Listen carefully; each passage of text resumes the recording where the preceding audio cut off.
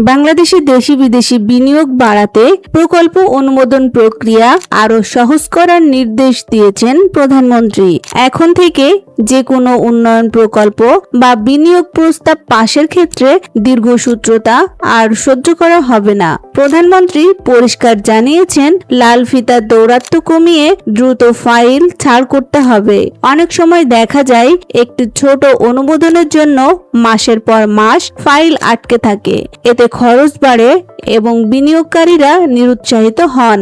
এই সমস্যা দূর করতে ডিজিটাল সিস্টেমের ওপর জোর দিয়েছেন সরকার প্রধান। তিনি কর্মকর্তাদের নির্দেশ দিয়েছেন, প্রতিটি ধাপ হতে হবে স্বচ্ছ এবং হয়রানি মুক্ত।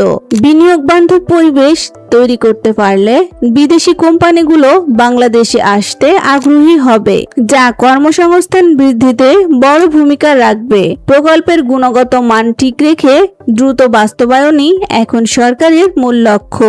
এই নতুন নির্দেশনার ফলে ব্যবসা বাণিজ্য এবং উন্নয়নমূলক কাজে নতুন গতি আসবে বলে আশা করা হচ্ছে।